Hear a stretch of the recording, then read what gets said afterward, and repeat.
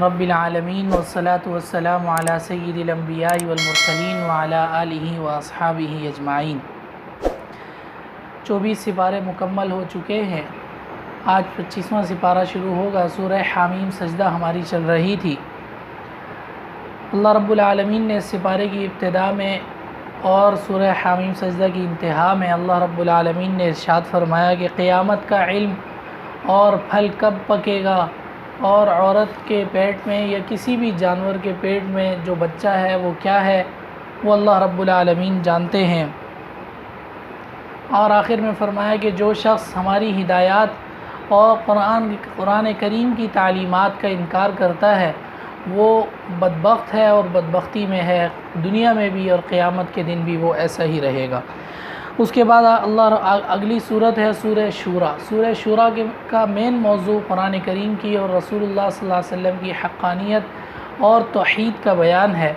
शुरू में इसमें अल्लाह रब्बुल आलमीन ने अपनी तौहीद को बयान फरमाया है और उसके बाद अल्लाह रब्बुल आलमीन ने इरशाद फरमाया शरअ लकुम मिनद्दीन मा वस्सा बिही नूहा, कि शरीयत और दीन और इस्लाम ये सब एक ही है। तमाम अंबिया अलैहिमुस्सलावात व तस्लीमात को जो शरीयत और जो अहकामात दिए गए वो सब के सब एक हैं। सिर्फ़ आप इसको यूँ कह लें कि ज़माने का फ़र्क है, लेकिन अल्लाह रब्बुल आलमीन की तरफ से दी हुई शरीयत तमाम अंबिया अलैहिमुस्सलावात व तस्लीमात को एक ही तरह दी गई है।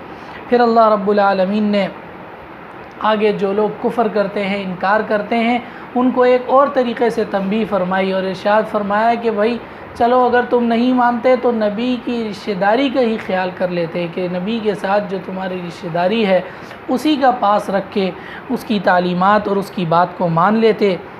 उसके बाद आगे अल्लाह रब्बुल आलमीन ने इरशाद फरमाया कि ये जो इंसानों पर मुसीबत आती है या कोई भी हालात आते हैं, इसके अंदर सारा का सारा किरदार वो इंसान का अपना होता है। इंसान के अपने गुनाहों की वजह से, अपनी बदअमालियों की वजह से अल्लाह रब्बुल आलमीन की तरफ से आज़ाब आता है, वरना अक्सर तो अल्लाह रब्बुल आलमीन मुआफ़ फरमा देते हैं, दरगुज़र फरमाते हैं। उसके बाद आगे अल्लाह रब्बुल आलमीन ने जन्नत वालों की निशानियाँ बयान फरमाई, कुछ उनकी सिफ़ात को बयान फरमाया। फिर अल्लाह रब्बुल आलमीन ने दरमियान में थोड़ा सा जहन्नम का और आखिरत का तज़किरा फ़रमाया। फिर उसके बाद आखिर में अल्लाह रब्बुल आलमीन ने इरशाद फरमाया कि ये जो लोग कहते हैं ना कि हम अल्लाह से बात करना चाहते हैं, तो अल्लाह से बात हर कोई नहीं कर सकता।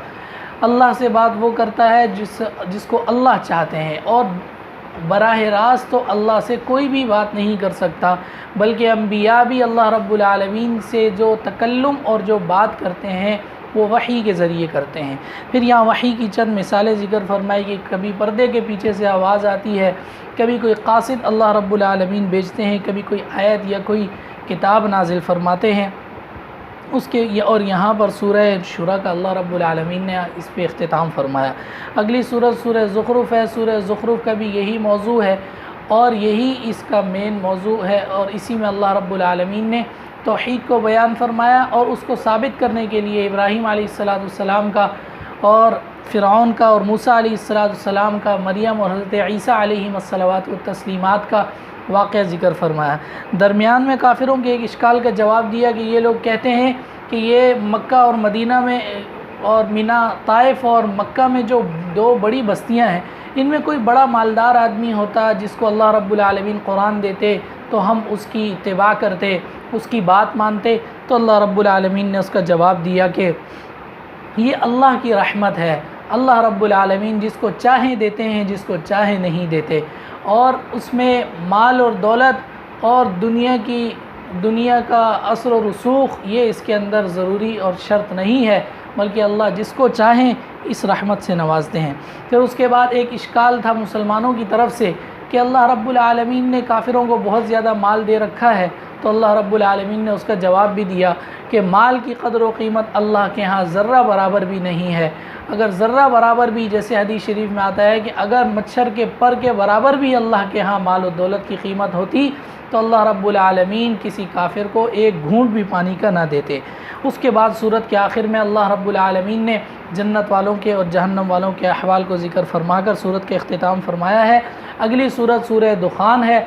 दुखान धुएँ को कहते हैं इसके अंदर बाद मुफस्सिरीन फरमाते हैं कि ये दुखान ये क़यामत की निशानियों में से एक निशानी है, इसलिए ये उसका यहाँ ज़िक्र है। बाज़ कहते हैं कि ये मकाम एक जगह का नाम है, उसकी वजह से इसका ज़िक्र फरमाया। इस सूरत के शुरू में भी अल्लाह रब्बुल आलमीन ने सबसे पहले कुरान करीम की हक़ानियत को बयान फरमाया कि कुरान करीम जिस रात में नाजिल किया गया वो रात बड़ी मुबारक थी। वो रात कौन सी थी? बाज़ मुफस्सिरीन फरमाते हैं कि ये 15 शाबान की रात मुराद है, और बाज़ कहते हैं कि नहीं, ये जैसे कि कुरान करीम में है शहरु रमज़ान अल्लज़ी उन्ज़िल फ़ीहिल क़ुरआन, कि इससे मुराद रमज़ान मुबारक के आखिरी आशरे की रात है, जिस रात में कुरान करीम के नुज़ूल की इब्तिदा हुई थी। बहरहाल यही सही कौल है कि इससे मुराद रमज़ान मुबारक के आखिरी आशरे की वो रात है जिसमें कुरान करीम के नुज़ूल की इब्तिदा हुई। उसके बाद आगे अल्लाह रब्बुल आलमीन ने कुफ़ार का हाल बयान फरमाया, खुसूसन कौम फ़िरऔन का, कि कौम फ़िरऔन को अल्लाह ने बड़ी नेमतें दी थी, लेकिन उन्होंने अल्लाह रब्बुल आलमीन का इनकार किया, फ़िरऔन को खुदा बना लिया, फ़िरऔन ने खुदाई का दावा किया। तो अल्लाह रब्बुल आलमीन ने यहाँ इरशाद फरमाया कि अहुम फ़िरऔन औ कौम तुब्बअ वल्लज़ीन मिन क़ब्लिहिम, कि ये जो कौम फ़िरऔन है ये ज़्यादा, इनसे ज़्यादा मालदार और इनसे ज़्यादा ताकतवर तो कौम तुब्बा थी। मालदार भी ज़्यादा थे, दुनियावी असर रसूख भी ज़्यादा था और क़ुव्वत भी ज़्यादा थी। अल्लाह ने उनको तबाह व बर्बाद कर दिया। तो ये लोग किस खुशफहमी में मुब्तला हैं। उसके बाद ज़मीन और आसमान और सारी दुनिया को बनाने का मकसद बयान फरमाया कि अल्लाह ने इस चीज़ को, हर दुनिया को किसी मकसद से पैदा किया है, बिला मकसद खेल कूद के लिए पैदा नहीं किया। आखिर में अल्लाह रब्बुल आलमीन ने जन्नत वालों के और जहन्नम वालों के अहवाल बयान फरमाकर सूरत का इख्तिताम फरमाया। अगली सूरत सूरह जाफ़िया है, इसके अंदर भी यही मौजू है, इसलिए इसका नाम सूरह जाफ़िया है। अल्लाह रब्बुल आलमीन ने तमाम मुसलमानों को ख़िताब करके कहा कि दुनिया में ये सब की सब जो चीज़ें हैं ये अल्लाह ने तुम्हारे लिए बनाई हैं और ये अल्लाह ने बनाई हैं। आज जो सारी नई नई ईजादात आ रही हैं सामने, ये सब अल्लाह रब्बुल आलमीन की बनाई हुई हैं। अल्लाह रब्बुल आलमीन ने 1400 साल पहले बता दिया कि हमने सब कुछ बनाया। बस फ़र्क ये है कि वक्त के साथ साथ अल्लाह रब्बुल आलमीन हर चीज़ को ज़ाहिर फरमाते हैं और किसी भी चीज़ के लिए किसी को भी ज़रिया और सबब बना सकते हैं। उसके बाद आखिर में अल्लाह रब्बुल आलमीन ने इरशाद फरमाया कि हमने दुनिया में हर काम के लिए एक उसूल और शरीयत मुकर्रर कर दी है। इंसान की ज़िंदगी शरीयत, इस शरीयत की मोहताज है। वजह उसकी ये है कि अपनी ख्वाहिशात पर जो शख्स भी चलेगा ये उसकी तबाही का सबसे बड़ा सबब होगा। इसलिए अल्लाह रब्बुल आलमीन ने दुनिया में तमाम के तमाम मामलात के लिए कुछ उसूल और क़वाइद बयान फरमा दिए, जिसमें दुनियावी और दीनी तमाम के तमाम मामलात का ज़िक्र है। आखिर में अल्लाह रब्बुल आलमीन ने जन्नत और जहन्नम वालों का ज़िक्र फरमाया। 25वां सिपारा मुकम्मल हुआ। अगला 26वां सिपारा है, सूरह अहक़ाफ़ है। अहक़ाफ़ किसको कहते हैं? अहक़ाफ़ ये, इसके अंदर कौम आद का ज़िक्र है। इस सूरत में कौम आद की जो जगह थी उस जगह का नाम अहक़ाफ़ था, इसलिए इस सूरत का नाम भी सूरह अहक़ाफ़ रखा गया। इसके शुरू में अल्लाह रब्बुल आलमीन ने जो लोग अल्लाह रब्बुल आलमीन का इनकार करते हैं उनका हाल बयान फरमाया और फिर उनका अंजाम भी बयान फरमाया। और फिर अल्लाह रब्बुल आलमीन ने फरमाया, ये काफिर लोग कहते हैं कि अगर ये दीन और ये चीज़ कोई अच्छी होती तो हम सबसे पहले इसको कबूल करते। तो अल्लाह रब्बुल आलमीन ने इरशाद फरमाया कि ये जो इनसे पहले लोग थे, अल्लाह रब्बुल आलमीन ने उनकी तरफ भी मूसा अलैहिस्सलाम को भेजा, उन्होंने नहीं माना, इनकार किया, अल्लाह रब्बुल आलमीन ने तबाह व बर्बाद कर दिया।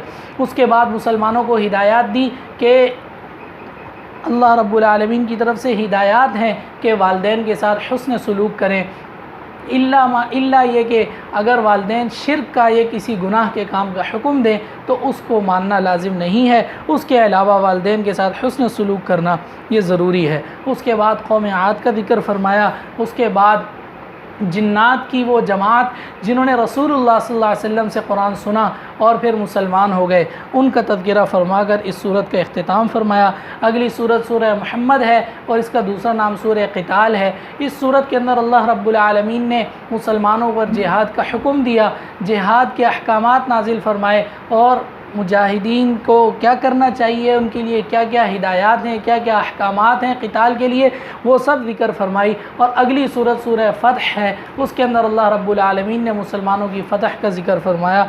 इसके अंदर अल्लाह रब्बुल आलमीन ने पहली हिदायत ये इरशाद फरमाई, फ़इज़ा लक़ीतुमुल्लज़ीना कफ़रू फ़ज़रबर रिक़ाब, जब तुम जिहाद में कुफ़ार से मिलो तो साबित कदम रहो और उनके साथ साबित कदम रह कर लड़ो, पीछे ना मुड़ो, अपना ईमान मजबूत रखो, अगर तुम अल्लाह रब्बुल आलमीन के दीन की खिदमत करोगे, अल्लाह रब्बुल आलमीन तुम्हें कामयाबी अता फ़रमाएंगे और तुम्हें साबित कदम रखेंगे। उसके बाद आगे अल्लाह रब्बुल आलमीन ने जन्नत वालों का ज़िक्र फ़रमाया और जन्नत वालों के अहवाल का ज़िक्र फ़रमाया। और उसके बाद अल्लाह रब्बुल आलमीन ने आखिर में कुछ मुसलमानों के अहवाल का ज़िक्र फ़रमाया कि ये मुसलमान ये चाहते हैं कि हमारे ऊपर और भी आयत नाजिल हो, क़िताल के मुताल्लिक़ ख़ुसूसन, जिहाद के मुताल्लिक़ ख़ुसूसन हमारे ऊपर आयत नाजिल हों। क्यों? इसलिए कि उससे उनका जज्बा बढ़ता है और जिहाद की तरफ शौक़ बढ़ता है। आखिर में अल्लाह रब्बुल आलमीन ने कुफ़ार का ज़िक्र फ़रमाया कि जो लोग काफ़िर होकर मर गए और उन्होंने अल्लाह रब्बुल आलमीन के दीन को कबूल नहीं किया, उनके लिए कोई ठिकाना नहीं है और उनके लिए तबाही और बर्बादी है। सूरह फ़तह, ये सुलह हुदैबिया से वापसी पर अल्लाह रब्बुल आलमीन ने रसूलुल्लाह सल्लल्लाहु अलैहि वसल्लम पर नाजिल फ़रमाई थी। इसके अंदर मुसलमानों को फ़तह मक्का की खुशखबरी दी गई है। हज़रत उमर रज़ियल्लाहु ताला अन्हु ने इरशाद फरमाया, अल्लाह के रसूल, हम ताकतवर थे, हम उनके साथ जिहाद करके जीत सकते थे, गालिब हो सकते थे, हमने क्यों नहीं किया? तो रसूलुल्लाह सल्लल्लाहु अलैहि वसल्लम ने ये आयात पढ़कर सुनाई और इरशाद फरमाया, ये उससे बड़ी खुशखबरी है जो अल्लाह रब्बुल आलमीन ने हमें दी। उसके बाद अल्लाह रब्बुल आलमीन ने कुछ मोमिनीन के अहवाल को बयान फरमाया, मुनाफिकीन के अहवाल को बयान फरमाया। और फिर हुआ यूँ सुलह हुदैबिया में कि हज़रत उस्मान रज़ियल्लाहु ताला अन्हु को अल्लाह के रसूल सल्लल्लाहु अलैहि वसल्लम ने भेजा।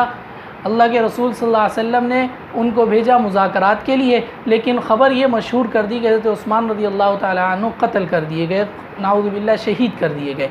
आप सल्लल्लाहु अलैहि वसल्लम ने सहाबा से बैत ली कि हम इनसे बदला लेकर जाएंगे। तो इसको बैत रिज़वान कहा जाता है। अल्लाह रब्बुल आलमीन ने उसका ज़िक्र फरमाया कि जो उसमें शरीक थे अल्लाह रब्बुल आलमीन उनसे राज़ी हो गया। इसको बैत रिज़वान कहा जाता है। कीकर के दरख्त के नीचे ये बैत हुई थी। उसके बाद सूरत के आखिर में अल्लाह रब्बुल आलमीन ने सहाबा किराम की तारीफ़ फरमाई, दीन पर उनकी साबित कदमी और दीन के साथ उनकी महब्बत और लगाव का ज़िक्र फरमाया और तौरात और इंजील में उनकी जो निशानियाँ थी अल्लाह रब्बुल आलमीन ने उसका ज़िक्र फरमाया। अगली सूरत सूरह हुजुरात है। इस सूरत के शुरू में अल्लाह ने मुसलमानों को हिदायत दी कि रसूल सल्लल्लाहु अलैहि वसल्लम से आगे ना बढ़ें, किसी भी मामले में उनके सामने आवाज़ तेज़ ना करें। हुआ यूँ कि एक मामले में हज़रत अबू बकर सिद्दीक़ और हज़रत उमर रज़ियल्लाहु ताला अन्हुमा आप सल्लल्लाहु अलैहि वसल्लम से पहले बोल पड़े। अल्लाह रब्बुल आलमीन की तरफ से हिदायत आई कि आप सल्लल्लाहु अलैहि वसल्लम के सामने ऊँची आवाज़ से और उनसे पहले बात ना करें। उसके बाद आगे एक और वाक़े का ज़िक्र फरमाया कि भाई मुसलमानों को हिदायत दी, जब कोई भी ख़बर आए तो उसकी तस्दीक कर लें, बग़ैर तस्दीक के किसी भी ख़बर को आगे ना फैलाएं और किसी भी ख़बर के मुताबिक अमल ना करें, तस्दीक करना ज़रूरी है। फिर मुसलमानों को हिदायत हैं कि जब दो गिरोह आपस में लड़ें तो उनमें सुलह करवाएं। और फिर उसके बाद फरमाया कि कोई कौम किसी का मजाक ना उड़ाए और किसी को बुरे अलक़ाब से ना पुकारे और किसी के बारे में बदगुमानी ना करे, किसी की चुगली ना खाएं और किसी की ग़ीबत ना करें। और फिर इरशाद फरमाया कि अल्लाह ने ये जो मुख्तलिफ़ ग्रोहों में मुख्तलिफ़ कौम और मुख्तलिफ़ रंग व नस्ब के पैदा किए, ये इसलिए ताकि तुम आपस में एक दूसरे का तारुफ़ कर सको। और यहाँ सूरह हुजुरात के अख्तिताम है। आगे सूरह क़ाफ़ है। सूरह क़ाफ़ के अंदर अल्लाह रब्बुल आलमीन ने शुरू में कुरान करीम की हक़ानियत को बयान फरमाया और कुछ कुफ़ार के हालात बयान फरमाए और क़यामत का कुछ नक्शा खींचा, इंसान की मौत का नक्शा खींचा और फरमाया कि जो तुम्हारे दिलों में वसवसे आते हैं ना, हम तो ये भी जानते हैं। क्यों? वनहनु अक़रबु इलैहि मिन हब्लिल वरीद, कि हम तो तुम्हारी शहरक से भी ज़्यादा करीब हैं। उसके बाद अल्लाह रब्बुल आलमीन ने जहन्नम का ज़िक्र फरमाया कि जहन्नम को क़यामत के दिन जब कहा जाएगा हलिम तलअती, भर गई है, तो वो कहेगी हल मिन मज़ीद, नहीं कुछ और है, मज़ीद है। तो अल्लाह रब्बुल आलमीन ने आगे इरशाद फरमाया कि जन्नत वालों को जो उनसे वादा किया गया क़यामत के दिन वो दिया जाएगा, जहन्नम वालों से जो वादा किया गया वो दिया जाएगा। अगली सूरत सूरह दारियात है।